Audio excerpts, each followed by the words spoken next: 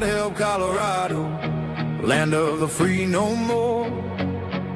Chains on the people, from the plains to the western shore. Leaders lost their way in a liberal haze. Time to rise up, set the Rockies ablaze. Colorado's bleeding, high crime on the streets. Denver's a war zone, can't walk without defeat. Immigrants pouring in, gangs like Trendy Agua run wild. Crimes unchecked, our safety defiled. Roads are crumbling, potholes everywhere. Taxes sky high, but they don't seem to care. Tables under siege, refunds disappearing fast. Liberal schemes stealing our cash at last. God help Colorado, we real leaders now. Tina Peters locked up a prison somehow for fighting the steal, standing tall and true. Police barring with Trump, but he's looking like a fool. High taxes crushing families on the brink. Crime waves crashing.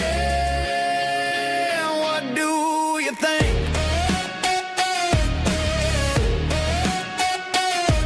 God help Colorado, break these chains we bear.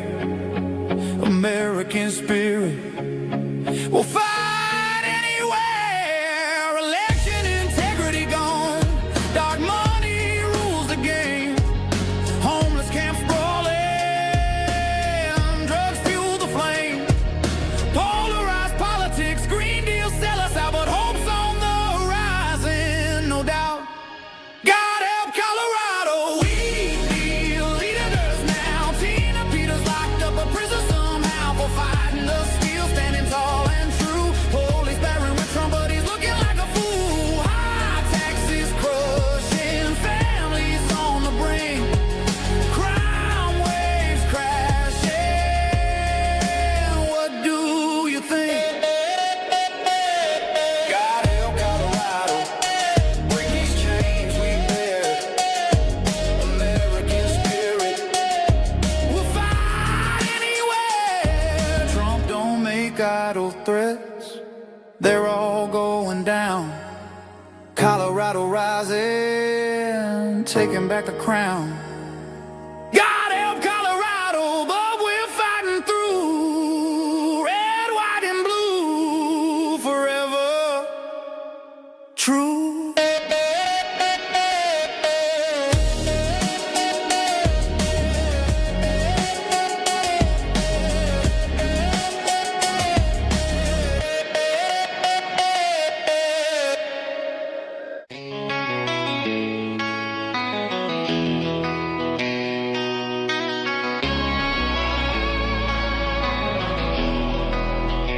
Yeah, Tina Peters locked up tight, but she's still spilling fire. La Vista prison shaking, trying to bury the truth in mire. Black mold thick on every wall, inmate scrubbing with no mask. Knowing 95, bare hands bleeding, breathing poison, that's the task. Food straight garbage, tiny portions taste like yesterday's regret. Water dirty and foul, making bodies sick, you bet. Backfire on the big house, Tina's dropping bombs, civil rights violations, they still hiding all the wrongs. La Vista in a panic, covering up the shame. Tina's voice is thunder, calling out the game. Twanging beats collide, truth won't be denied.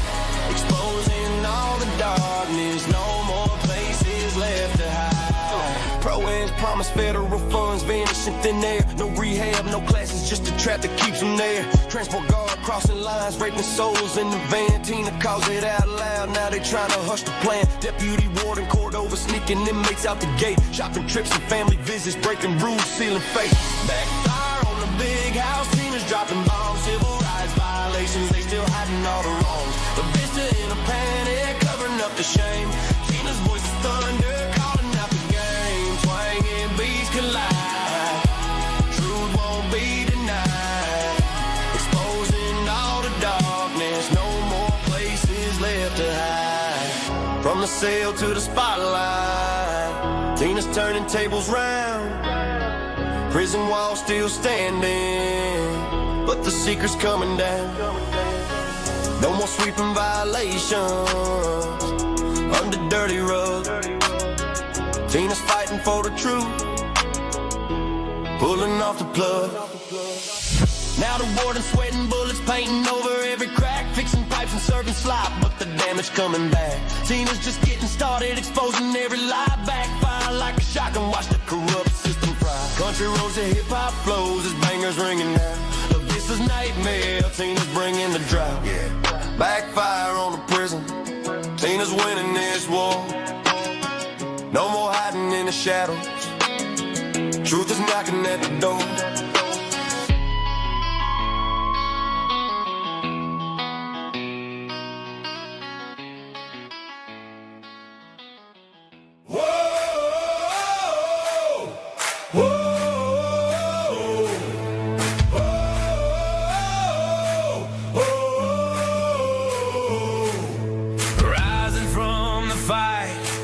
The forgotten and the free, exposing rigged machines, Kuma's lies, Dominion's deceit. Pays $1,000 each day, shielding truth from corrupt halls, but he won't back down, standing tall through it all.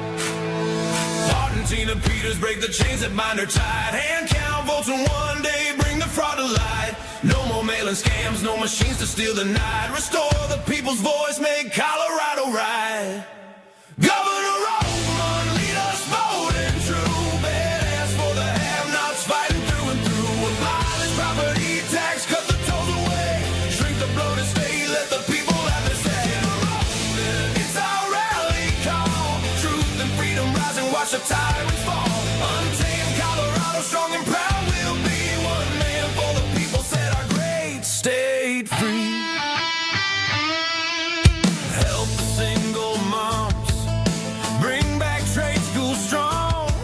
Opportunity for you, where the brave belong. Untamed is going to be untamed. It's going to be a little crazy. I want to talk to my people. I want to talk to my brothers and sisters. We can have grace and humility in how we interact with other people. Oh, hot dog, look at you. And nobody talked about what's really happening. And let's have conversations about what truth is.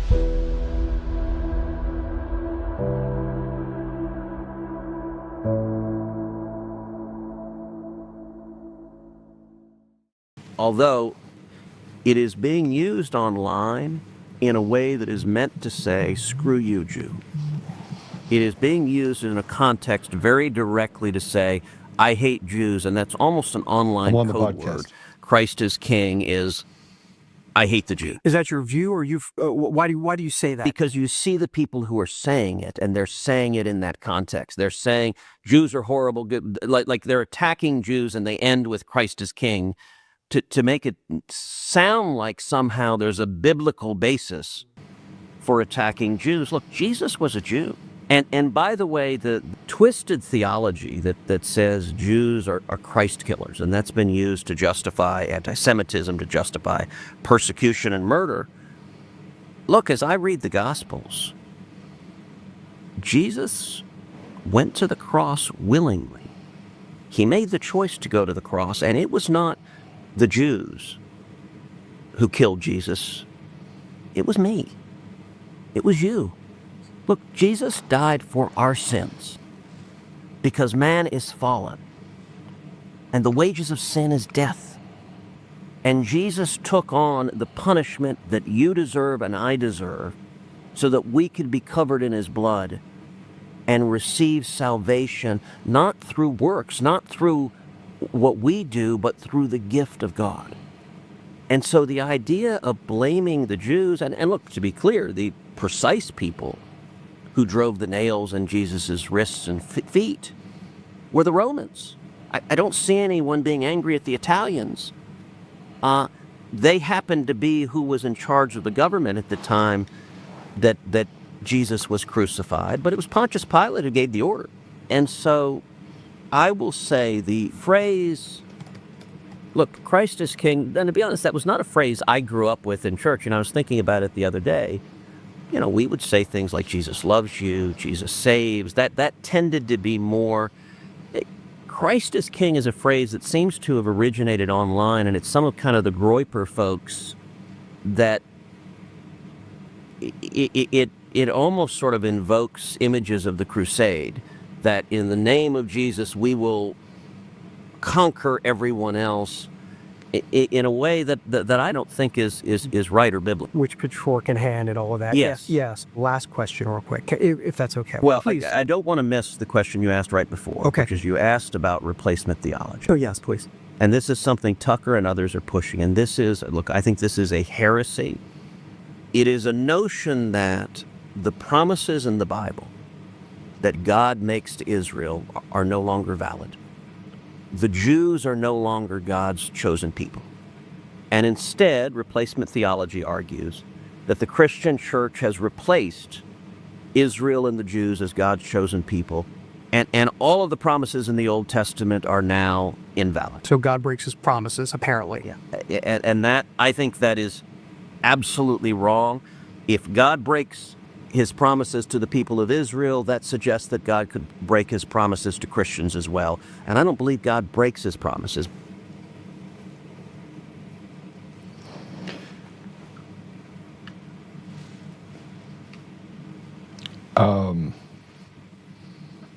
Ted Cruz. This will be a hard podcast for me for a lot of reasons.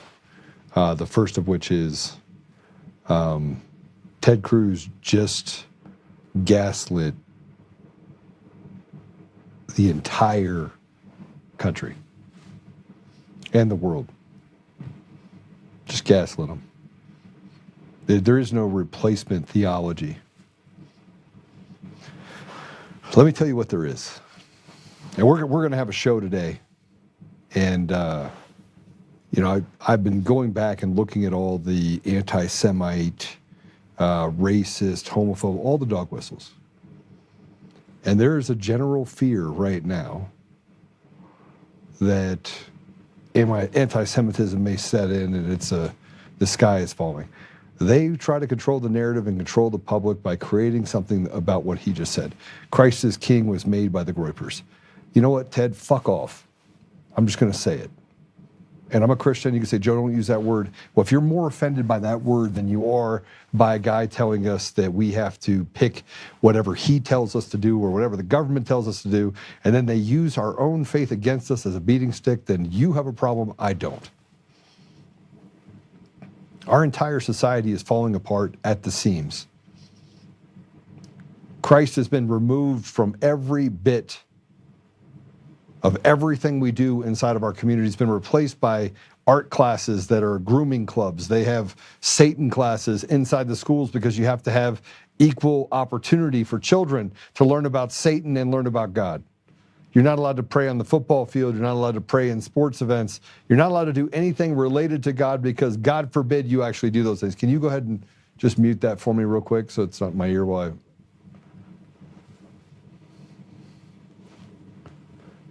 Yeah, I don't know what the answer is. I can just tell you this. Last night I woke up at 1 o'clock in the morning and I saw this thing with Ted Cruz and with Tucker Carlson. And so there's a post that I put up. I just want you to see it. This is the post that I put up talking about the panic. When the government tells us what we have to think, and we have Voices of America, they treat us as if we are slaves and stupid. And I will admit there are a lot of stupid people in the world. I mean, the average IQ being 100, let's say that 100 is the median, that's why you have it. And if you're below that median, you're probably just not that bright.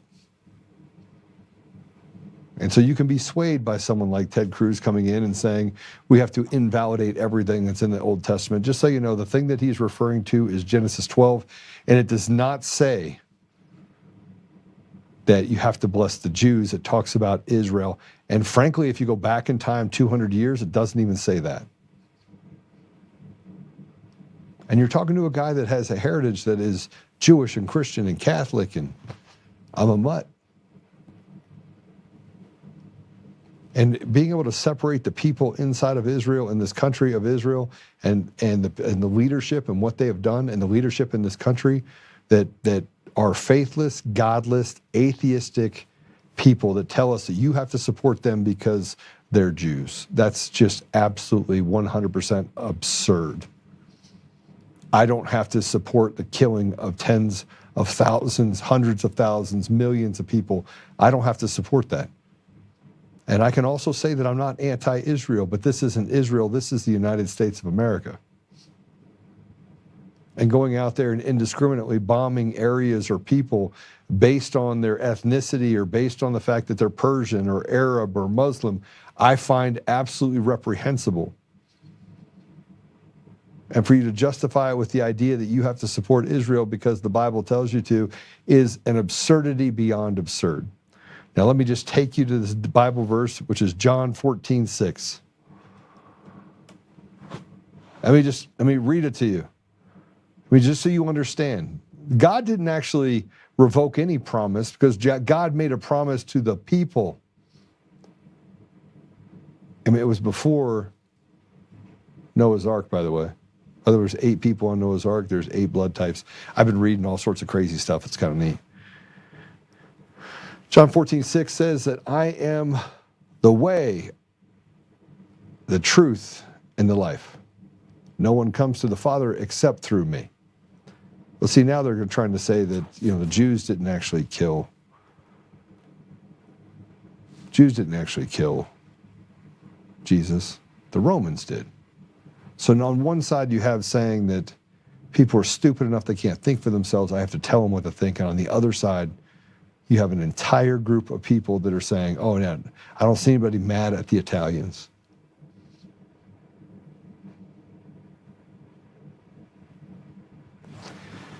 How about we stop bombing the shit out of people? How about we do that? And yeah, maybe you got your point across, but right now we destroyed all of Gaza. And look, I'm not one of those little freaks that sits in the street either and says, Slava Gaza. But 6.5, 7 hours it took for IDF to actually respond to an incursion, then you know that they're in on it. The government was in on it. And it's the same thing we could say about some of the things that have happened, some of the things that have cost Americans their lives in this country or around the world. They knew about it. We are rotted to the core inside of this apparatus of government. And I want to play this for you. This just gives you a little bit more. And by the way, I support President Trump 100%. But if there were serpents that were in the pit, and we had to try to figure out how many serpents, you couldn't tell a head from a tail. Play it. We may not lobby the executive, but as we were talking about, there was a discussion earlier about Congress being representative to the people. Well, the White House has to be responsive to Congress. And so it's working with, at the time, our friends on the Democratic side of the aisle to apply pressure the way that they know how to an administration, as it will be with this administration. Bob was talking about the people who will get appointed into some of these jobs. Look, at the top level, we talk about Marco Rubio and and Michael Waltz. Those 3 people have something in common. They all serve in Congress. They all have relationships with key AIPAC leaders from their communities. So the lines of communication are good. Should there be something questionable or curious that we need access on the conversation to? You never got one of the first candidates I ever met with as an AIPAC professional in my job as being candidates for Congress was a guy named John Ratcliffe. He was challenging a longtime incumbent member of Congress in Dallas. This guy looks like he could win the race. And we go talk to him. He had a good understanding of the issues. And a couple of weeks ago, he took the oath as the CIA director for crying out loud. I think this is the guy that they had a chance to speak to. So there are a lot, I won't call them lifelines, but there are lifelines in there. There are lifelines in there. I think the truth is something that doesn't need defending. I've certainly never asked anybody to defend me and the things that I've said about Dominion and Eric Coomer and the things that he said on that call. I've never asked anybody to defend me. I've never asked anybody to lie for me. I've never asked anybody to embellish things for me. I've never asked anybody to do anything that would be dishonest, immoral, unethical. I didn't have to do any of that because the truth was enough. But you're asking people in the public who are suffering, $5 gas now, inflation through the roof. Stock market seems to be still doing well. I don't even know how that's even possible. and gold's at an all-time high, silver's on the high. The have-nots are getting way poorer. And we say that we have to now support Israel. This has gotten completely out of hand. This is not what we signed up for. And here you go. This is a AIPAC tracker on X. Ted Cruz is paid to parrot Israeli propaganda. He collected over 1.5 million from AIPAC and their allies. And again, if you had to take Democrat, Republican, you put them on a thing and started looking at what's happening, the people don't matter to these people. We're an inconvenience. And then Ted Cruz, I wake up disgusted every day about this club that keeps going on. And recognizing that I'm running for governor of Colorado and I'm going through this process.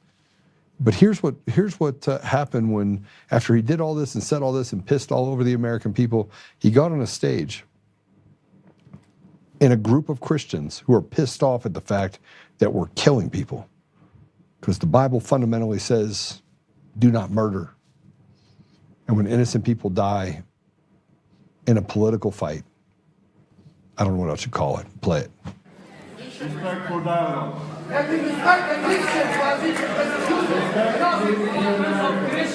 I will say this, I am saddened to see that some here, not everyone, but some here, most of us, are so consumed with hate that you cannot address your brother. I will say this. You speak for yourself. If you will not stand with Israel and the Jews, No. then I will not stand with you. Thank you, and God bless you.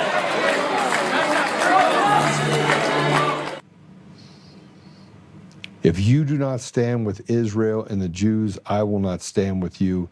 He is talking to a room of Americans. Think about what that just happened. Think about what he just said. Think about the strong arm and the bullying tactics of the radical left. And now I can see even more clearly what's happening with our leaders is that they want to just divide us. I have one more post that I want to go through, but I want to tell you this. Yesterday we had two attacks yesterday. We had two terror attacks. One at Old Dominion University, who was taken down. His name is Mohammed Baller Jalal, a 36-year-old former U.S. Army National Guard member and naturalized citizen from Sierra Leone. Figures. Opened fire in a classroom in Constant Hall, yelling Allah Akbar before shooting. He killed one person and critically injured two others. There was another incident involving a synagogue in Michigan, and the rhetoric online spread like rapid fire. And people came out of the woodwork to talk about whose fault it is. Now, we have a guest that's going to be on today that's going to talk about refining operation experts and talking about what's happening with gas prices. And the fact we have California, we have deliberate actions in this country designed to actually spike the cost of utilities to make it nearly impossible for Americans to live. That is happening right now. And it's designed to kill our country. It's just to destroy our country. But you got to tell me that I have to support Israel. So I wanted to show you this post. Last night I woke up to Tucker Carlson, and I want you to share this post if you can. Take me to the part about where Tucker said first. No, that's not it. That's not it. A7, that's not it.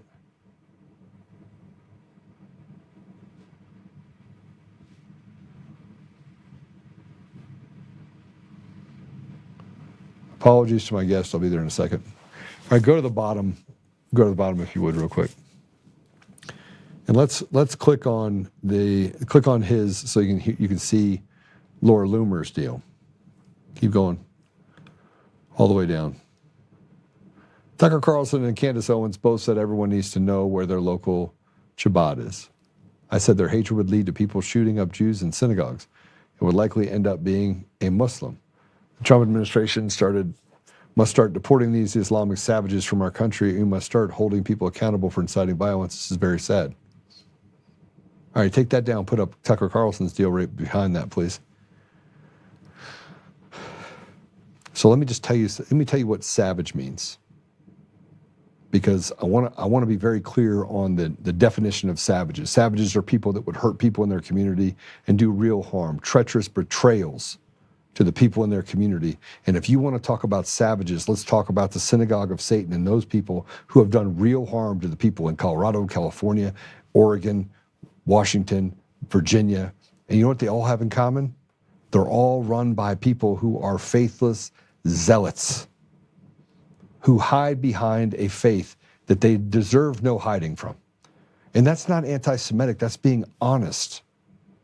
That's being honest about what is really happening in our country, that we are captured by a fraternity of cartel members that run a crime family, that run amok on us everywhere. And they want to say it's anti-Semitic. It's not. And what Tucker Carlson points out is that you don't get to just lie with impunity, which is what they did. And this is what Laura Loomer said. I rarely read the filth you published. And I've never responded to it for the same reason I avoid pornography. It's unhealthy, and I don't want to encourage it. But in this specific case, I understand exactly what you're doing. And I'd like to stop it now. I've never said or suggested that everyone needs to know where their local Shabbat is or anything remotely to it. I didn't attack or even criticize Shabbat, an organization I mentioned precisely once in my life. Last week, I said I believe the IDF soldiers in Israel received third temple patches for the uniforms from Shabbat. I believe that's true. Please let me know if I'm wrong. Not that you care. The point of your post is to blame me preemptively for violent attacks on American Jews that you believe are coming. This is an absurd slander, of course. I abhor violence against innocents, which is why I'm disgusted by what Israel has done in Gaza and why I argue against the current war in Iran. As a Christian, as an American, I also vehemently oppose punishing anyone on the basis of bloodlines. The concept of Amalek has no place in Western civilization, certainly not in my country. I am therefore strongly opposed to anti-Semitism precisely as much as I am to the anti-Arab hate you promote or the anti-white bias embedded in the U.S. government and our largest institutions. It's all immoral and indefensible. I believe in the inherent right of the individual because I believe in God. What you're doing divides this country more than you likely understand. I hope you will stop. Now, after I read this last night, I got up in the middle of the night, couldn't sleep. It was 1 o'clock in the morning. And I got some stuff that I need to work through. And so I had to write a response to Tucker. I wanted to put it out there because I want people to understand that I'm taking a stand not in support of one or the other, but into the fact of let's just get to the place of humanity. I stand for it. Let's just stop killing each other. We eventually have to get to the place where we have conversations and dialogue, but we bypassed all of that and went straight to war. And not to the behest of what is good for America, but what is good for this little country over in the Middle East that frankly has a bloodlust that is unquenchable, not by the people of Israel, but by the leadership of Israel, which is closely related to Mossad, which is closely related to the CIA, which has overthrown over 70 countries around the world with fraudulent elections. Fraudulent elections have consequences that put all of these people in the position they're in the United States and around the world. I said, not sure if you are ready for this. Tell me how you can disagree with this and call yourself morally aligned with God. Tucker talks of absolutism that leads to the slaughter of innocent people, no different than racists that attack blacks holistically or thinking that everyone in India is involved in grifting Americans for Best Buy gift cards. Loomer's words are dangerous. They are tribal and they are evil. There is no superior race, and Arabs, Persians, or even Muslims are not holistically our enemies. Ted Cruz, Mike Huckabee, Laura Loomer, and so many others demand blind, ignorant allegiance, not to America, but to a country run by largely diabolical people, tied to other diabolical people who also have held hostage the people of Israel. People that hide behind being Jewish while also stating that they are atheists and unbelieving zealots. Yuval Noah Harari is a gay Jewish man who stated at the Economic Forum that he will and others become gods while proclaiming that God does not exist. This is what we are to follow? Hard pass. I don't stand with the devil, not even for a minute. I don't question President Trump and his desire to stop terrorism or defend our nation from threats. I question the conventional wisdom of absolutism because it does not exist, and there is no club that God created whose foundation is death and destruction, which he would bless and support. I will direct you to a simple Bible verse. Jesus answered, I am the way and the truth and the life. No one comes to the Father except through me. Tell me where it says anything about denying him and being true north for our nation or the world, for that matter. I'll wait. I just want you to know that at 1 o'clock in the morning, I'm still as coherent as I am in the middle of the day. So with that, we have to welcome our guest who has been patiently waiting with me. He is a veteran of refinement operations. He's an expert. So Mike Ariza, he has 35 years experience in California's oil and gas industry. Should be a good conversation about that. And he served as a machinist petty officer, second class in the U.S. Navy, nuclear power program. And he qualified as the North ISOMAX operator at Chevron Richmond refinery. So I just want to welcome Mike back. Mike, welcome to the show. And no need to apologize. You're covering very important stuff. It's just a lot, brother. It's just a lot. And thanks for coming back on and talking through, what can only be described as something that's hurting Americans, and that is high fuel costs actually bleed down to high inflation, to high food costs, to it is the thing that can basically choke off a family in America that's already suffering. Yeah, and in California, they're making definitive steps to cause it to bleed off even faster to the point of catastrophe, to the point of a total national defense issue, not just California, the entire nation. Since we talked last time, the Valero Benicia refinery has gone down in California. That takes us down to 7. Unlike our media was reporting it went down in April, it's going to go down in April. They actually went down at the end of January, just like we had anticipated, and prices began to spike almost immediately upon Valero's shutdown, because the ships that are coming in with this fuel from Asia, Singapore, South Korea, and India, and China, we're buying fuel from China now, the fuel that was coming in, our ability to offload those tankers was at its limit. When Valero shut down, we went past that limit. So before the Iranian war even started, California's prices had already went up almost 90 cents a gallon gasoline. So, with Valero going down, we lost 4.3 million gallons of gasoline and about 1.2 to 1.4 million gallons a day of jet fuel and diesel combined. Since then, I'm not sure if you're aware of the letters that have been dispatched to the Air Resource Board and to the governor. First letter came from Marathon, actually came from PBF and then Chevron. And now Marathon has also dispatched a letter basically telling the state, telling the Air Resource Boards, we need to sit down, we need to talk about this cap and invest. It was cap and trade, now it's cap and invest. These taxes that they're putting on the refineries, and all 3 corporations are telling the state, we either negotiate this or we're done. It's a no-go. We're already bleeding and hemorrhaging too much money. We've been doing this because of your regulations. PBF even cites the shutdown of Valero and what happened in their letter. They said the cost of this cap and invest goes up 400 to 500% over the next couple of years, pushing it to $200 to $300 million that the refineries in the state are having to pay. But the importers selling us our fuel, they don't have to pay any of this money. So the letters in summary say either we get this changed or we're shutting down or we're leaving. So I think at this point they probably have a letter already drafted. They have to give the state a year's notice. I think they probably have letters drafted, post-dated for June 1st, and they're going to slap them on them. And California is going to be down to 1 refinery, which won't stay here either. So what's the answer? I mean, federal intervention, immediate federal intervention on the Defense Production Act and the supremacy clause of the Constitution. That's the only thing we can do. That's what we've been calling for with myself and Professor Miche and Assemblyman Ellis. We wrote that report and it was published 6 months ago. That last page calls for exactly what we're asking for. Now, they just started doing that with crude oil production, with the Hondo Heritage and Harmony platforms off Santa Barbara. Yeah. But it doesn't do us any good if we have no refineries. You're talking a total loss of jet fuel in the state.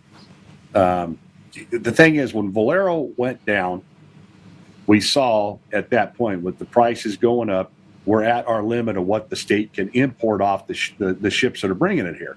So beyond that, you're going to lose 700,000 barrels a day, actually more than that, of crude oil processing.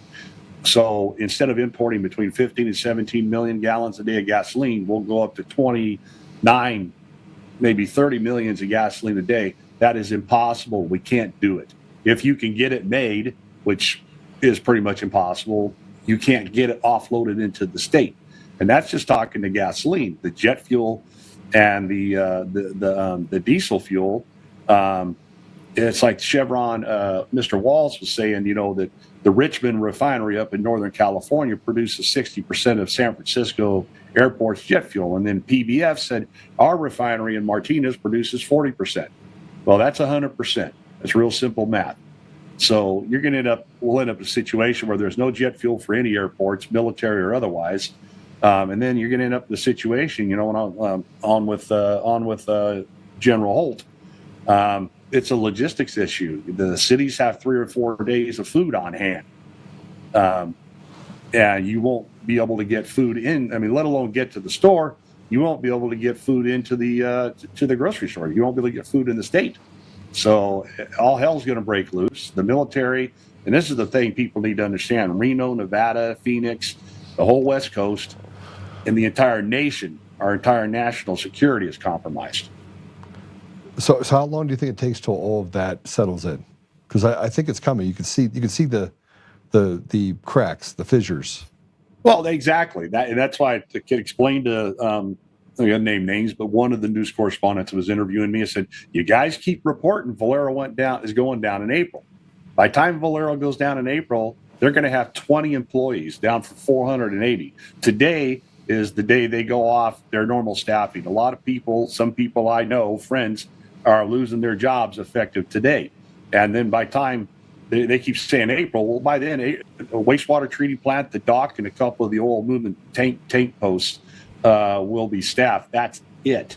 And the crack started to show when Valero actually shut down on January 31st. That's when they pulled crude oil, and right after that is when prices in the state started to go up because we were at that limit. We were at that infrastructure limit to offload tankers. You could see when I went to pick my wife up from the airport a few weeks ago, you could see tankers just parked out in San Pablo Bay, anchored out there, running their stacks, polluting.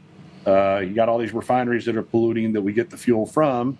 But that's where we started to see it, Joe, was we actually started to see it January going into February. I was just watching the prices up here in Northern California jump 20, 30, 40 cents a pop. So that showed right there, we're at the infrastructure limit. Now you're going to shut down every refinery in the state. We can't do it. All hell's going to break loose.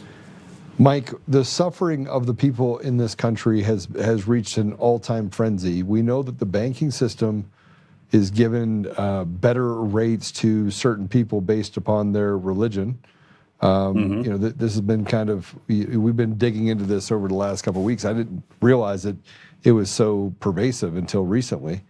You have our leaders saying that we have to support another country overseas while our country is basically burning to the ground. Like they have unlimited, unfettered access to capital in that country, and we have wars that we're basically fighting on behalf of them as a proxy. It's gotten to the point now where the American people are like, enough. We've seen enough death and destruction over the last 30 years. It hasn't gotten any better. We've been in now, 40 different conflicts. We're constantly, creating new enemies and getting involved in Ukraine and all this other stuff, right? And we're walking over the bodies of Americans with replacement theology in our own country to replace Americans with foreigners. Make it make sense to me. There is no sense. And right now, there's going to be a lot more bodies to walk over here, especially in California pretty soon. Katie Grimes of the California Globe did some investigating. A lot of the policies being issued by this Air Resource Board are coming from China, out of Tsinghua University, which is also where Xi Jinping went to school. Okay, they're basing a lot of their policies that they're putting on the people, putting on the state, based off of Chinese studies and Chinese reports. So this state is going to go into a total economic collapse. You look back and I use the word unprecedented. Okay, you never had Chevron, PBF, Marathon, major corporations, especially Chevron. Everybody knows Chevron in the country. Okay, Right. They're saying the same thing. They're all writing the same thing. They're saying the same thing. This is unprecedented. They have never made this type of announcement. These major companies have never gotten together like this and said, hey, we can't keep doing this. We're not going to keep doing this. It doesn't make sense. We're bleeding out hundreds of millions of dollars. You totally screwed over Valero, and we know you did. PBF basically wrote that in their letter. So when this, if we don't get intervention, we need intervention now first to restart Valero, because it's at the getting past that point of no return where it'll take months to get it back up. There's so much difference between mothballing a refinery and it just shutting down for maintenance. One thing in particular is inventory in tanks. The inventory is there in tanks to start these units back up when you're just shutting down for maintenance. $200, $300, $500 million they put into them every turnaround, or more. Now these tanks are empty. There's nothing there. There's no crude oils. There's nothing to restart it. All these different catalysts that you have in these units, it's gone. There's nothing there to replace it, refill it, and restart it. And then the biggest factor of all is the qualified personnel that are no longer there to start the refinery back up. I mean, the regular refinery is difficult enough to start back up, but Valero is I call it uniquely complex because it is. Of all the refineries in California, there's few people in the world, and I'm not kidding, Joe, in the world that can restart that damn thing. So that's the problem. That's where we're at right now. If back in the 70s, we had a crude oil shortage. Yes. You had the refineries. You had 41 refineries back then in California, plus across the nation. When the crude oil came back, the refineries started back up, and they got the country back off its knees in California as well. We have any shortage caused by these geopolitical events that we're seeing, which we said, possible storms holding up tankers, which I had to deal with at Valero. Issues with the port of Los Angeles, like a cargo ship caught on fire so bad they had to pull it away from the port. And then when you reach an infrastructure limit to offload, which is where we're at, any of these type of events, and the state goes into a shortage, takes nothing to go into a severe shortage. And unlike the 70s, California doesn't have the refineries to pull itself out of those shortages. Those shortages will be long-term. There will be civil unrest like has never been seen before in this country. Well, we see it, Mike. We already see it. We see it in L.A. I mean, look at what happened. Look at what happened in L.A. I don't know if you guys understand this, but they attacked an entire block. They had this event that they had going on, and you had these thugs out there. They broke through the deal, and they literally attacked everyone in there. Everyone. I mean, literally, it was a melee. That just happened last week. Yeah, and things like that, it'll be commonplace, but it'll be en masse across the entire state, and in Reno and in Vegas. People are going to be you got to eat. You got to feed your family. People get desperate. We saw what happened with toilet paper. They couldn't wipe their asses. I mean, when they can't feed their family, when you can't feed your children, and food resources are limited or barely, almost non-existent, it's going to get violent. It's going to get violent everywhere. All right, let's talk about our presence in the Middle East, and I want to draw the synergies back from there to here. You have shipping lanes that are not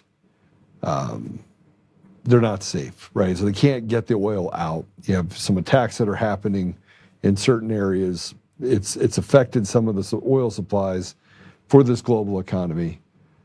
How do we get away from this? How do we solve? And maybe I'm asking too complex of a question that I don't know. I don't expect you to have the answer to. I certainly don't have the answer either. But how do we get to the bottom of this and get to a place where we don't have to deal with these geopolitical ramifications on top of what's happening here in the United States? Well, what I've seen so far is obviously you got to eliminate Iran's capabilities. It seems to me with these, despite our Navy and our submarine force, it seems there has been a little bit of underestimation of their capabilities. If they're you consider everything we've done to them, and it's 8 or 9 days this has been going on, and now they have some ability to attack tankers to close off the Strait of Hormuz. It seems like we, underestimated one area where we needed to have a little more focus. Shutting these off, and this going back to California. This is where California is also very vulnerable because, in the past, California imported 4% of its crude oil. Now California is importing 70% of its crude oil. 7-0. And now 3-0. Even with President Trump in office. Well, yeah, because they're not. Well, that's why they are invoking the Defense Protection Act to get these platforms pumping into California, which they were pumping when I ran the refinery. They were running into California. But yeah, 30% of it's coming from the Middle East. So now California is more vulnerable to the price swings because they're importing far, far more crude oil than they used to, despite the fact that we got the 5th largest reserves in the country. And then also with China supplying us with fuel, with Beijing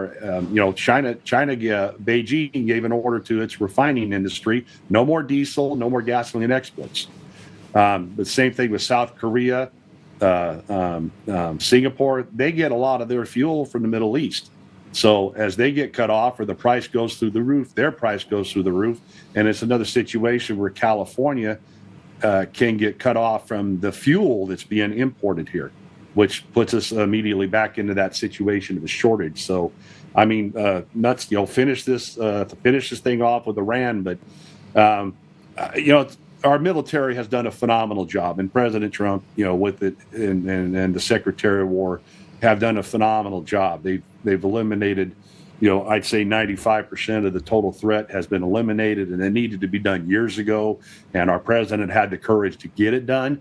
But we need to address this issue with the tankers going through the Strait of Hormuz. I think it's fortunate that the Saudis had the foresight to run the pipeline to the western side of their country to the Red Sea, where they're starting to run like 5 million barrels a day. I think they're offloading and shipping it out. But that Strait of Hormuz, they need to look at that too. Is there anything in addition to what the Saudis are doing later on? Is there some other type of infrastructure that can be put in to make this Strait of Hormuz not quite such a critical,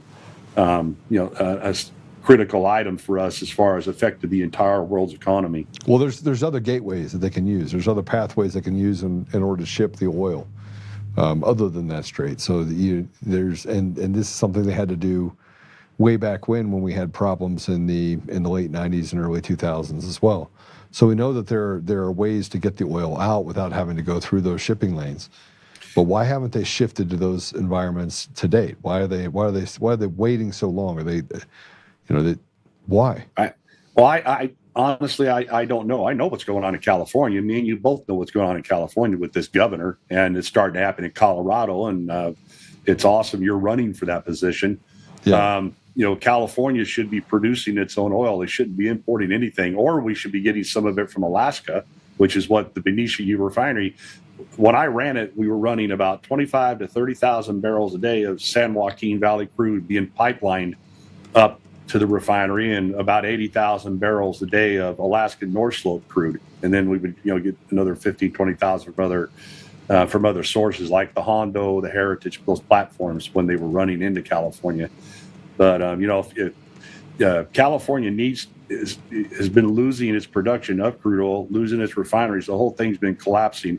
And again, a lot of these decrees that have been put down on the refineries are coming from the Air Board, and they're getting their stuff from studies from China. So, that that says a lot. And I think a lot of this is intentional. A lot of this is planned. So why would they plan? Why would they plan it? I mean, Mike, why would they plan to do this to Americans? I mean, this is a rather desperate situation that's being created for millions of Americans, if not hundreds of millions of Americans. Well, they've shown a lot of desperation just for their green agenda. We're virtue signaling. We're green. Doesn't matter. All these countries, all these refineries, they pollute. I mean, why would you do it other than you're intentionally doing it? It makes absolutely no sense. None whatsoever. You know, he's always bragging about the fourth largest economy in the world. Well, it's on its way to collapsing right now. Well, and everyone's talking about it. The exodus from California is minus 21. So 21, minus 21. Colorado, by the way, just in comparison, is minus 5.4. And states like Idaho are picking up the largest numbers. Idaho, Montana, South Dakota, and North Dakota, which is odd, and Texas.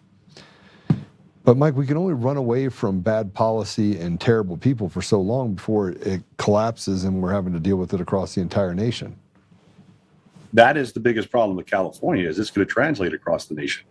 And that's what people in the rest of the country need to realize, especially with our military. This is the total, you know, the whole military on the West Coast is compromised. That is a national security threat. That's why we absolutely, under that Defense Production Act. Tell me what that means. Tell me what you mean by our military is compromised on the West Coast. Well, no fuel. You can't get airborne. You can't move jets. The whole Navy, unless it's nuclear, it's running on jet fuel. The days of the old boiler-fired ships are gone. They're all gas turbines, or they're nuclear. So well, look at what they've done to the Second Amendment rights. They're stripping people of their rights and making us sitting ducks. Yes, and the whole West Coast. I mean, you know, God only knows what these countries like China, the CCP, and what they're planning and what they're trying to do. You know, the domination that they're trying to achieve. But yeah, the bottom line is right now, like when Valero shut down, they supplied Travis's jet fuel. So now they're obviously trying to import it, and then we're infrastructure limited. Now, if it gets to where they have to, you know, we get so short of gasoline, then they'll start, as it phases in, like these refineries going down, they'll bring the jet fuel in, because you'll have places like Travis saying, hey, we got to get the fuel, too bad. So what you'll end up doing is having bigger and bigger gasoline shortages, because they'll prioritize offloading the tankers that have jet fuel, which will delay the tankers that are sitting out there in the bay with gasoline. So the prices will just continue to go up. There's some photos I've seen, as high as $10.26 a gallon already. That was out of an ARCO station down in LA. So the prices are going through the roof. And that you pointed out, Joe, how they're killing the folks that can least afford it. You know, and not even that, just folks in the middle class, middle income. I mean, you take the Duramax truck, you're looking at $220 to fill the damn thing up. A lot of people don't have that money to keep filling their cars and their trucks up. All right, so tell me, you know, everything you're saying is what everyone's feeling, but I feel like every time we talk about all these problems, it feels like the sky's falling. It is, right? Okay, but we don't want it to fall, Mike. We got to figure out ways not. We got to figure out ways for it not to fall, Mike. We can't have it fall on our heads. Well, I'll tell you, brother, I'm working as hard as I can on it. You and Tommy and everybody else that's bringing this to their platform and bringing this attention to the people. I mean, I met with Stan and the professor. I took a day of vacation and went down to the state capitol when I saw Valero was shut down, and then was blessed. Actually, I consider it blessed to be hooked up with the assemblyman and the professor. And then we drafted. You're talking about Assembly Member Ellis and the Professor Mitch. Professor Miche. Okay. Yes, sir. Yeah. You know, I was blessed to hook up with them, and then we drafted that report. And the whole last page of that 10-page report that was published in D.C. spelled out exactly what needs to be done. And I mean, we saw a lot of these things coming. I had no idea back then it would get so bad that 3 major corporations would be dispatching letters to the state saying, if you don't change this, we're pulling every damn refinery we have out of the state. We're done. We're shutting down. Valero took a $1.1 billion loss to shut down. The state pulled them in, I think in early December, end of November maybe, and the state offered them like $220 million or $240 million, you know, where they get that from, who the hell knows. But, you know, they literally offered Valero a bribe. I call it a bribe. And Valero's like, nah, we're done. Thanks anyway. We're out. I think the meeting lasted about like an hour or 2 hours, and Valero headed back and said, no, we're done. We're taking our $1.1 billion loss. We're shutting down. We're leaving. Valero stock went up when they announced the shutdown. And the other thing, the one refinery that's left is Valero in Wilmington, and they've totally wrote off the value of that refinery. Right now, it's scheduled to go into a shutdown, normal turnaround mode in early 2027. They're not going to put $300 or $400 million into that refinery to open it back up. I 95% chance they're going to hit the turnaround. They're going to do the bare minimum what they have to do, and it's not coming back up again. Okay, so let's. I don't even know. I mean, we're at a very strange place with this because we recognize what the problem is. You read a report of what the outcome is going to be. The outcome is nearly essentially a given that you're going to have political unrest and that things inside of the state of California are going to erode very quickly. We saw what happened in Los Angeles just a few days ago, and the rising unrest in some of the poorest communities that already are facing food deserts, opportunity deserts, and education deserts. So are you thinking that we keep being concerned with outside attacks? Do you think they just did this on purpose internally so that we just eat each other?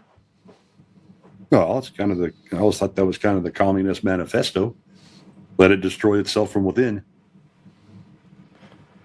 I mean, that's where it's heading, and that's where it's heading. I mean, I can't say it any more explicitly. That is exactly where we're heading. It's in plain sight. We know what the problem is. We know what we have to do to begin to resolve the problem, because right now we're on the precipice. We desperately need President Trump, Secretary of Energy Christopher Wright to talk to him. And this is exactly what the supremacy clause of the Constitution was for, a situation like this. Mike, we can turn this entire country around if we got free and fair elections. And we have people like Senator John Thune, and we have others that are standing up that won't name names, that are betrayers to the American people. These people are absolute traitors, and we have people on our side that stand up and try to play these games as they thirstily run around talking about that they're the talking heads. And some of the people I'm talking about, they don't talk in these terms. They don't give up any of their time unless they're paid for it. So you have basically I call it the Tallymuns. Do you know who Tallyman was? No. So this is a guy that was a political hack back in the 17th century that basically just whatever was popular, that was where he went. Oh, you Republicans are in office, I'm a Republican. Democrats are in office, I'm a Democrat. Right? He would just play this circus back and forth, and that's in essence what we have. We have politicians that are feckless, doing the work of outside sources. And if we don't do something very quickly, the United States is actually not what's at risk. Global chaos is what's at risk. Yes, sir. Absolutely. Totally agree with you, Joe. All right. Mike, thank you for coming on the podcast. And thank you for having me. Thank you. I'll have you on again. Hopefully the next time we talk, we have a solution and they sign some things and do some things that allow for us to have free and fair elections, kick out all the government people, maybe have a 50 or 60,000 people get arrested for treason, sedition, and other things. Start here in California. Yeah. Start here in California. I mean, Mostly leaders. Yep. Yeah, the people are good people on both sides. And then you have the radicals that are just trash. Yep. All right, God bless you, Mike. I appreciate you coming on. God bless you too. Bye-bye. Mike's got a hard job. He's out there fighting the good fight, trying to tell everyone what's happening, sent this report to D.C. D.C. is basically sat on it because you have feckless retards inside of our government. They're just retarded. Yeah, they don't care. I mean, the thing about politicians is politicians are the last ones to recognize the consequences of the things that they've done. The last one. And people that are out there fighting for things like women's rights and, we got to put up pride flags, and that are very selfish individually and don't care about the consequences as long as they get what they want. Those are the people that win when you have stolen elections. When elections are ripped away from the people and they basically could become serfs and slaves. And in the case of Colorado, we're on the brink of a complete collapse, and we know who the enemy is. The enemy are people of the synagogue of Satan, the judges, the lawyers, mostly lawyers. And if you go back in history 200, 300, 400 years, it's always the lawyers. It seems to always be the same people, the weak, pathetic pieces of trash that then rely or lean in on the police and others to be their hired henchmen. But let's talk about this. Let's talk about the divide. It's a lot. It's a big divide. And they divide us religiously. They rely us culturally, socially. They rely us based on geoeconomic, put us in different areas. They try to make stupid people smart and say, oh, you went and got a doctorate over here, so you're really smart. Piss off. Some of the dumbest human beings I've ever encountered in my life have PhDs. And you'd say, well, they're really smart, they got a PhD. Let me explain to you guys what it takes to go get a degree, to get a PhD. You have to study something, then you have to write a paper on it, and then you have to have this board basically say that was a good idea and you wrote a nice paper. So you got to read books, and then you have to adopt a thesis or an ideology based on what you're reading, and that's how you get a PhD. It's retarded. It's retarded. I mean, most of these people couldn't find their way out of a paper bag, but they tell you that they are the intelligent ones. Eric Coomer's a perfect example. He's a PhD in nuclear engineering. He says nuclear physics, which it's not, it's nuclear engineering. But let's hypothetically say that he's really smart on that. He's mathematically smart. Here's a guy that's that smart and writes about how intelligent he is and how he wants to do harm to other people. Killing cops, assassinating the president. The people in Texas are stupid. He's above them. He is he's very smart. Or people that say, I went to Yale or I went to Harvard, and I'm thinking to myself, I wouldn't hire you. More often than not, when we have people come through here, I will hire someone that does not go to an Ivy League school because, frankly, the books aren't lighter and they don't have less information in them. And I'm more likely to bring someone in who has gone through all of the work in order to be a student and to learn over and over and over again. Now, why is that important? Because this caste system has actually created people that they say are experts. So who are the experts? Who are not the experts? Who is it that we should be relying on or leaning into? It's a caste system in the United States.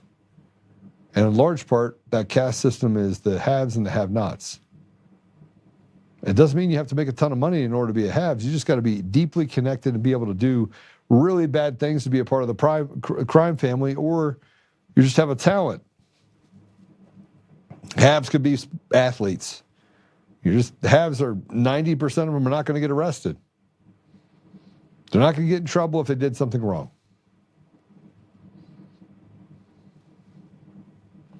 I want to put this up, and I'm going to go through some of these haves and have-nots and how just ridiculous and stupid we keep having conversations. It's just, we cater to the ridiculous. Instead of saying, get the hell out of here. I don't even care about that. Right? If you got a wiener and it swings, you're going to the men's restroom. If you don't want to use that, use the handicap restroom. There you go. It's over.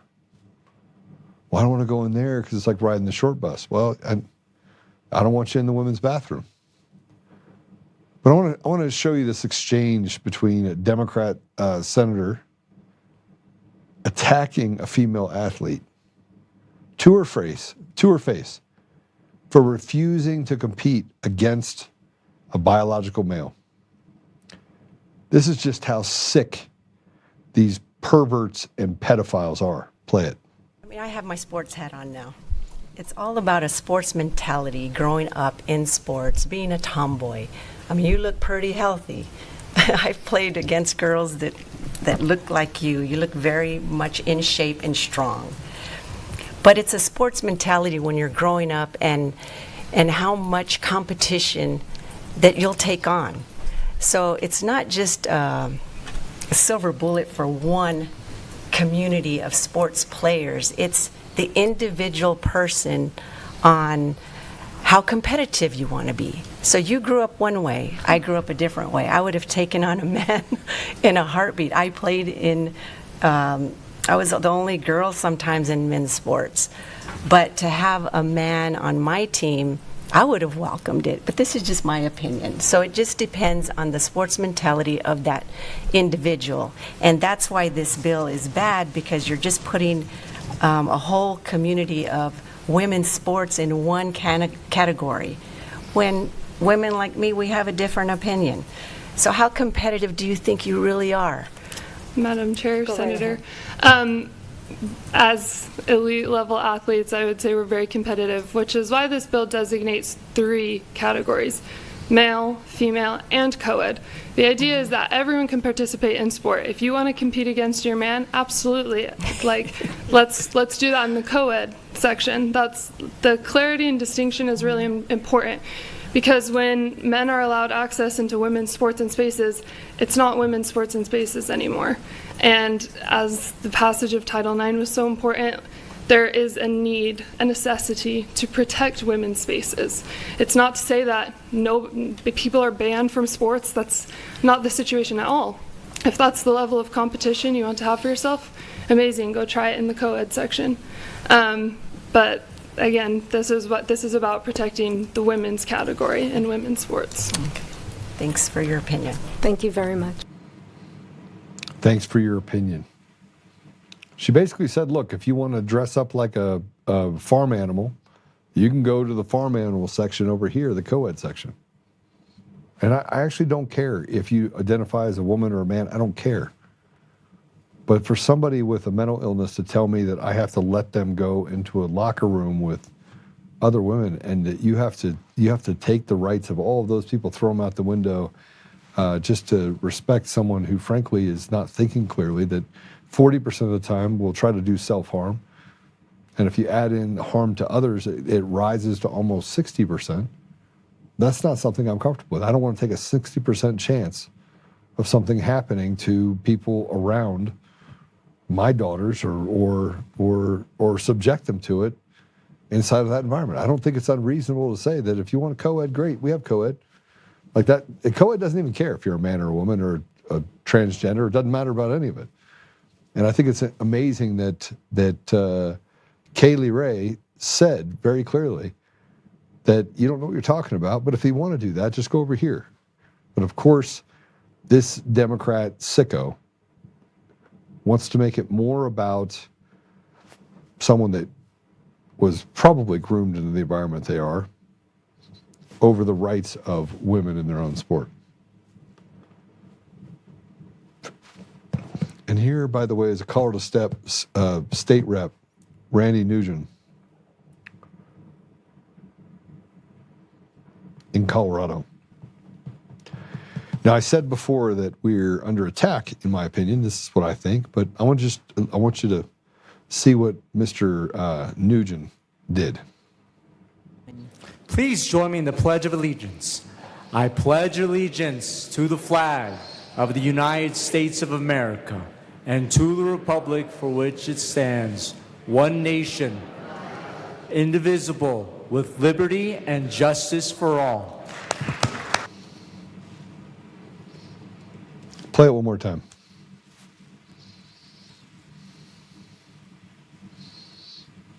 Play it one more time. Please join me in the Pledge of Allegiance. I pledge allegiance to the flag of the United States of America and to the republic for which it stands, one nation, indivisible, with liberty and justice for all. He removed the words "under God" from the pledge. See, the radical left they've already told us what their playbook is. They want to just take from us what's never theirs to take. But this isn't even a Democrat issue. It's not a Democrat or Republican issue. It is a simple issue of taking, rewriting history. telling us that the Bible says that I have to bless wars that kill tens of millions of people. I don't want to do that. In Lexington, Massachusetts,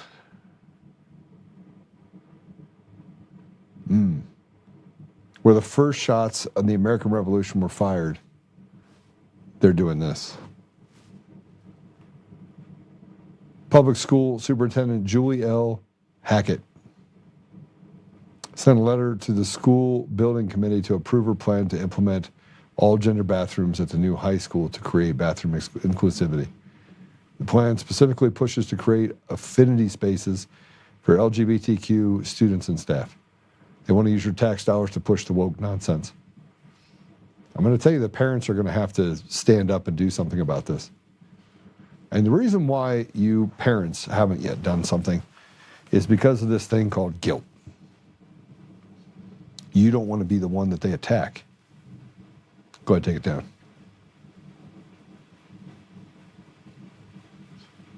You want radical ideas and people that want to hurt people. You want them to continue to, you want to be respectful of them. And I don't. I don't. I want to, look, if you want to be a purple dinosaur, you're welcome to be a purple dinosaur. But I do not have to change an entire population, the entire society, to bend to the will of radical retards. I don't have to do it. And that's all they are. These people do not represent Republicans, Democrats, independents. They represent themselves. They're a very small sliver of society. And they use guilt and they use this psychobabble and they capture things with these criminal environments. That's why you have these criminals that are judges, that are sexual deviants, that are over and over again get 39 teachers in 2020 or 2025 get caught in Colorado that are sexually abusing students. I mean, 39. You have a better chance of being shot. You have a better chance of being sexually abused than you do of being shot. Unbelievable. Here's Democrat Rep Jasmine Crockett, who, by the way, is out.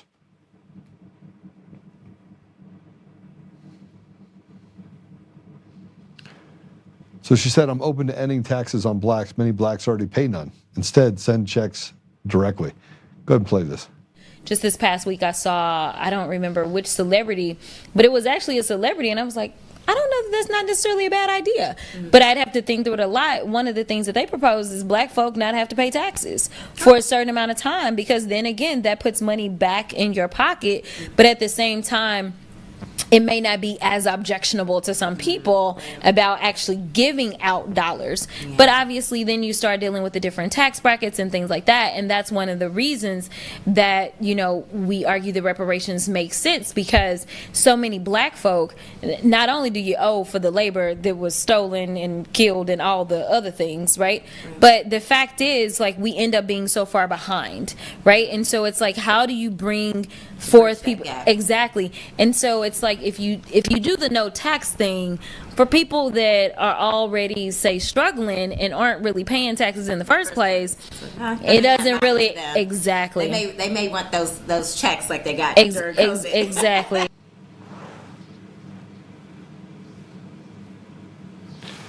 You're a retard.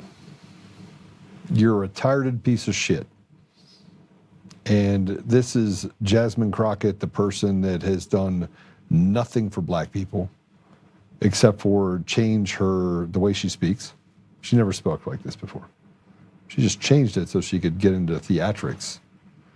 And then she talks about blacks and how blacks are taken advantage of.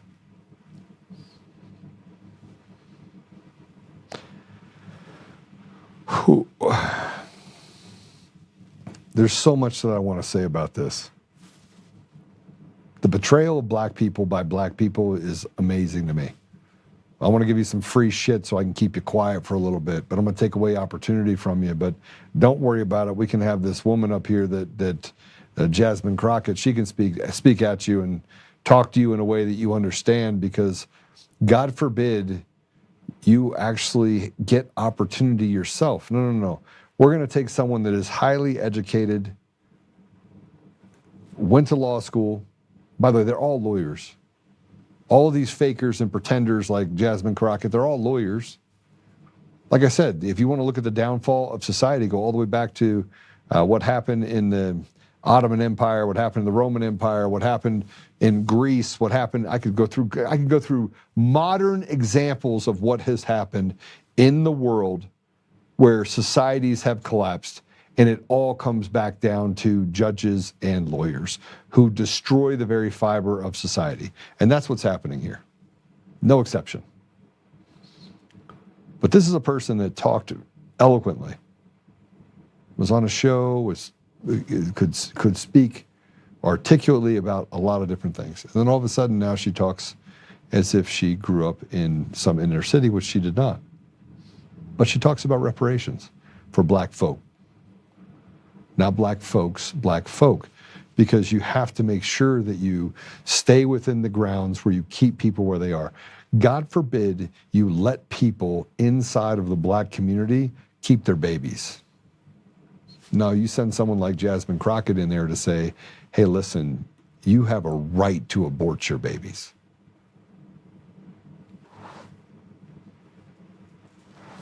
These people disgust me. Because you give free entitlements to Somalis, the Ilhan Omars of the world, billions of dollars. You saw it happen in Minnesota. It's also happening in Colorado. It's happening in every single state. Illegals are being given free health care, free child care, free education, free.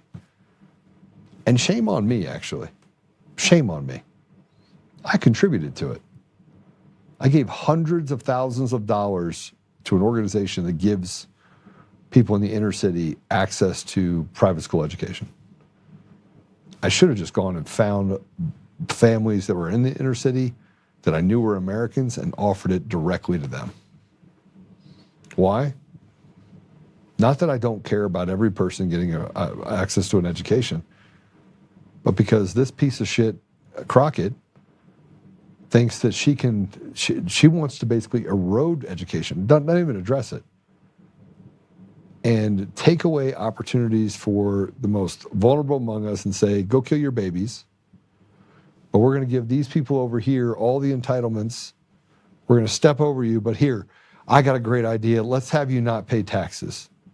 And then have this is the best part, say that, well, most black people aren't paying taxes anyway, which is stereotyping that black people aren't smart enough or aren't excelling in society. Just Jasmine Crockett is. Everyone else is a ghetto rat. Just the idea of what she just said should be offensive to every black person out there. And the idea that they say that I'm going to do two things for you. I'm going to see if I can get some reparations out of these guys and make them pay. Oh, and on top of that, guess what? I'm going to do that for you. I'm going to take care of you. But on top of that, I'm going to screw you on the education side. I'm going to make it so you still live in the desert. I'm going to make it so you still don't have opportunity. And I'm going to continually remind you that it's white people over there while they're taking tens of millions of dollars. Go look up Jasmine Crockett and her net worth. Go look it up today off $170,000, $180,000 salary. Go look up her wealth. Matter of fact, I'll do it for you.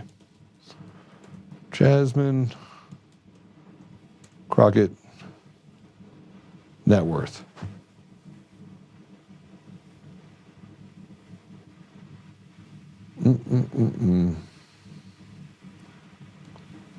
Ready?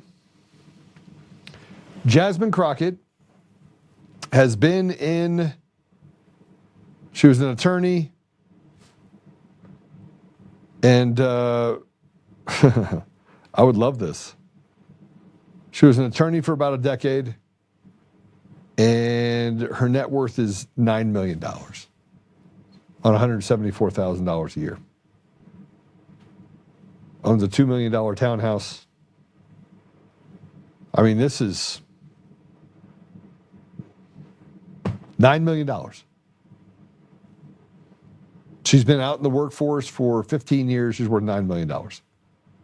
And let's say that her average salary was $250,000 a year. $250,000 a year for 15 years. So she, and don't take out taxes, don't take out anything else. She's 250.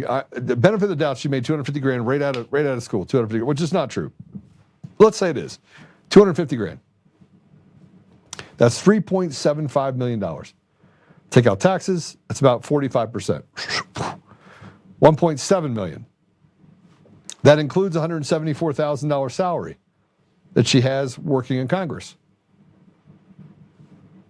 So you take that out, cut out the taxes, let's say 40%, so you're down to what? 2.4 million, 2.2 million, 2 million?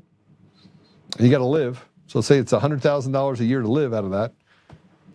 Let's say it's $60,000 a year to live. How'd she go to be worth $9 million?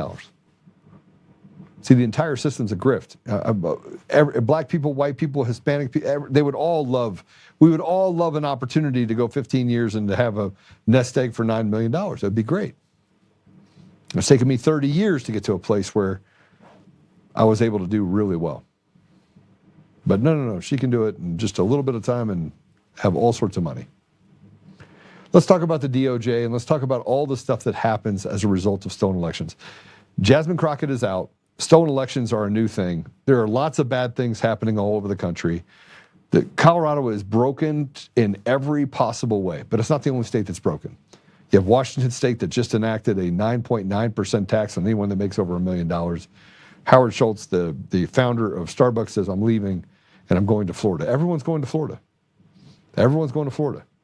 So where does that leave the states like Washington, or they'll just change their designation as far as where their residency is.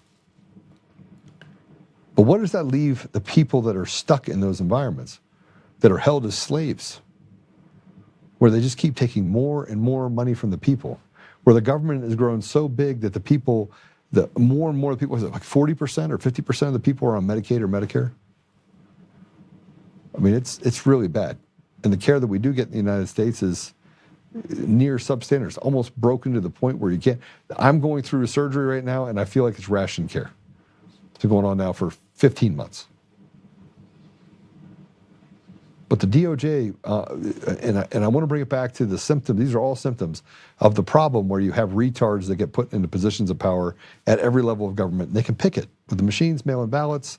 They can pick winners and losers, and they can change the outcome of any election from town council all the way up, and they can pick and choose which ones they take. Here's the DOJ probe uncovers tens of thousands of non-citizen on voter rolls, dozens of illegal aliens cast ballots.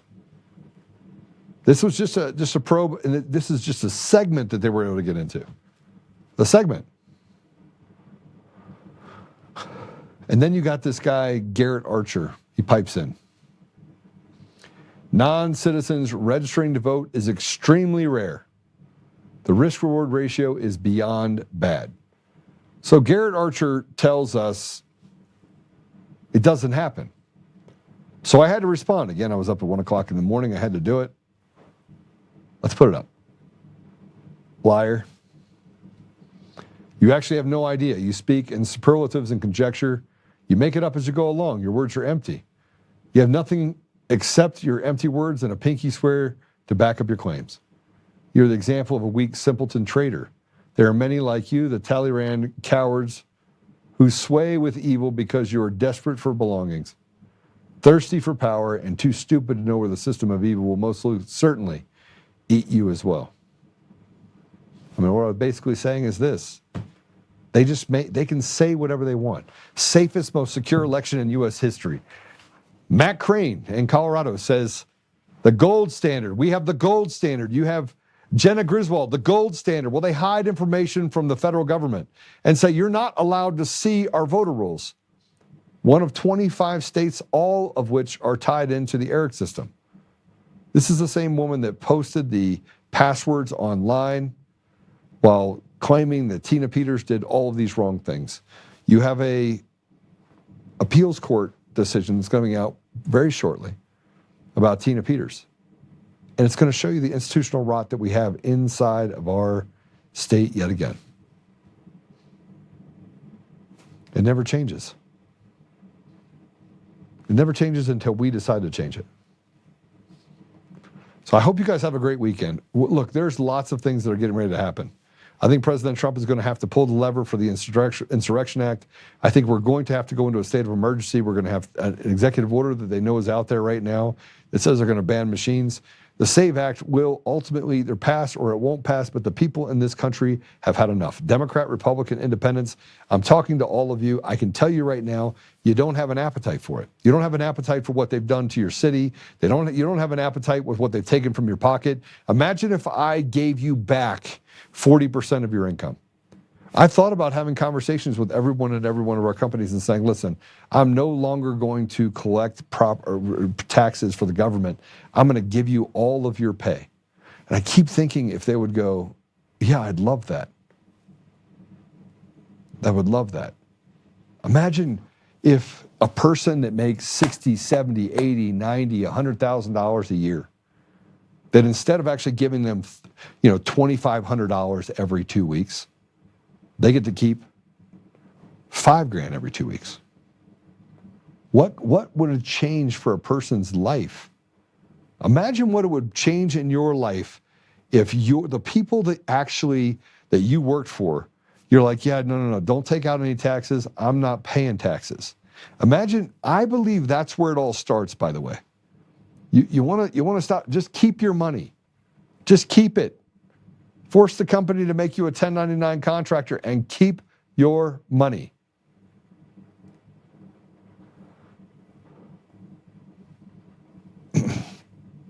Oh, geez. We have a breaking event happening in Colorado. Breaking event out of Greeley. Breaking event out of Greeley. Greeley Evans High School District 6, police are actively searching for staff member Brenda Meza, 34, for sexual abuse of a child.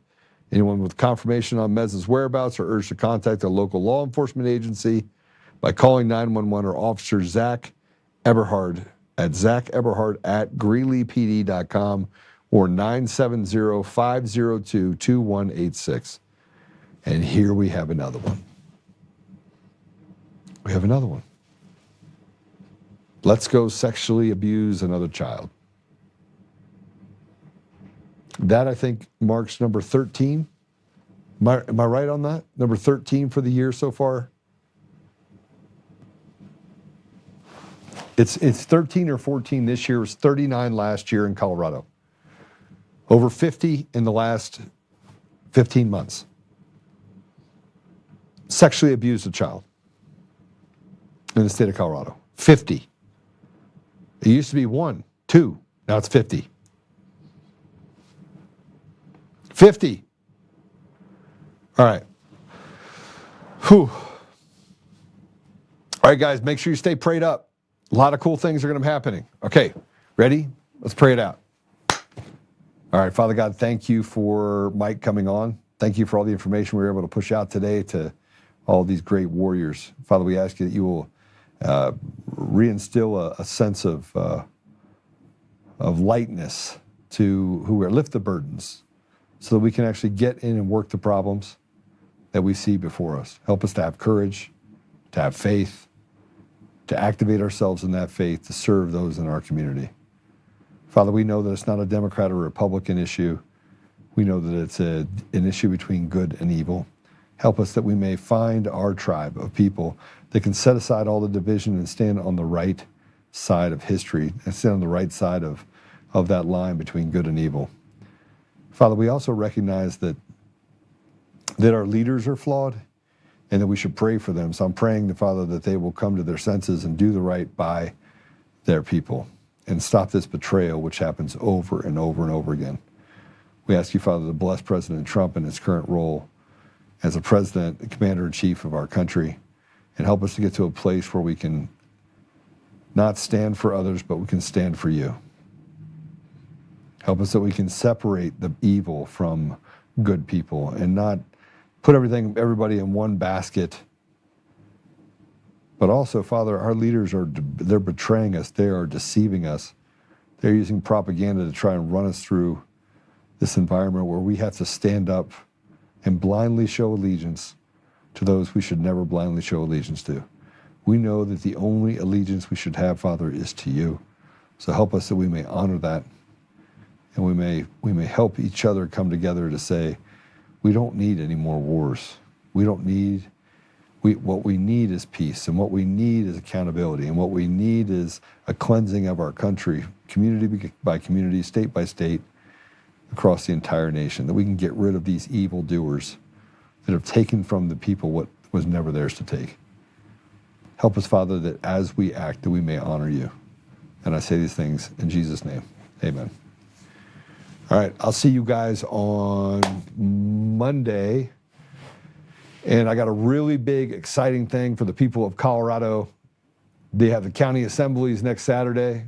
It's going to be, you're not going to believe what's happening. I hope you guys all go to the county assemblies, sign up to be delegates if you're in Colorado, and share us. Apple Podcasts, Google Podcasts, Spotify, Pandora, iHeartRadio, TuneIn, and more. Go ahead and leave us a comment, give us a thumbs up, do all the fun stuff. And I just really appreciate you guys for sending me the comments that you've been able to send me. So God bless you all. See you soon.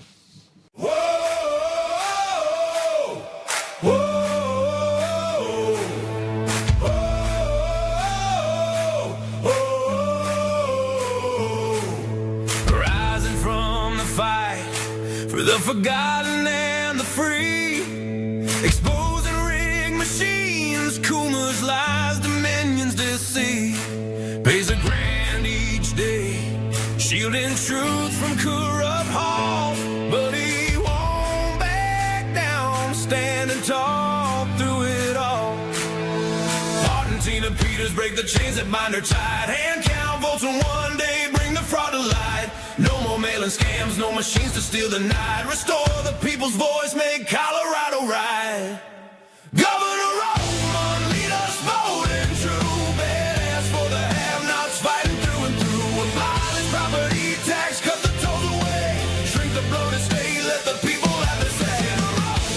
It's our rally call, truth and freedom rise and watch the tyrants fall. Untamed Colorado, strong and proud, we'll be one man for the people, set our great state free. Help the single moms, bring back trade school strong, opportunity for youth, where the brave belong. Audit every NGO, ban the wolves that roam, reclaim our stolen land, bring the power home. Eric Coomer's fraud, Dominion's rigged design, expose the stolen votes, cross the dangerous line. No more victimhood, no chains on you and me. He's running for governor for real liberty. Smash the fraud machine, pardon heroes jailed for the have-nots. Rising truth will never fail. One warrior defies the corrupt elite. Colorado reborn, strong on our feet. Governor Oltmann, lead us bold and true, badass for the have-nots, fighting through and through. Abolish property tax, cut the tolls away, shrink the bloated state, let the people have the say. Governor Oltmann, it's our rally call, truth and freedom rise and watch the tyrants fall. Untamed Colorado, strong and proud, we'll be one man for the people, set our great state free.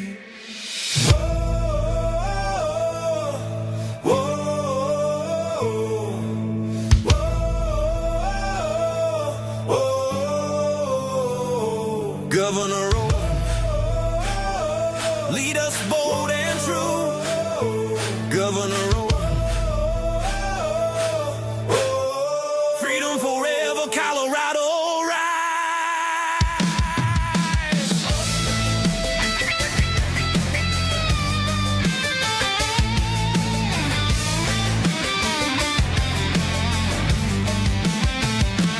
Governor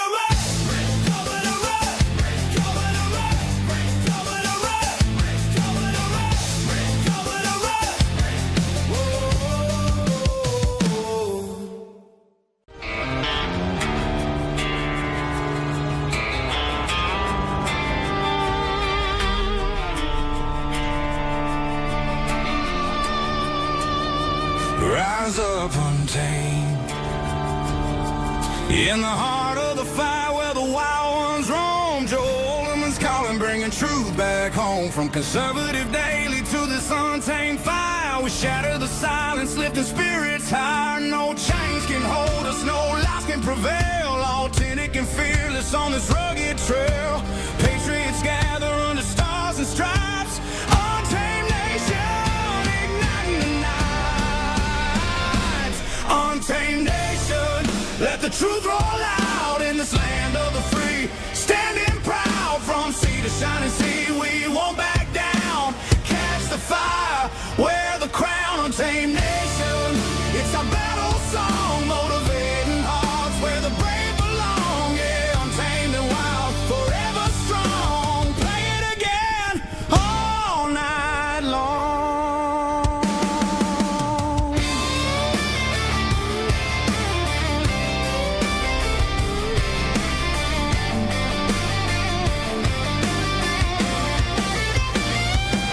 Break the mold, chase the real. No more games, time to heal. Joe's voice leads the untamed crew. Truth matters through and through. Untamed nation, let the truth roll out in this land of the free. Standing proud from sea to shining sea, we won't back down. Catch the fire, wear the crown. Untamed nation, it's our battle song, motivating hearts where the brave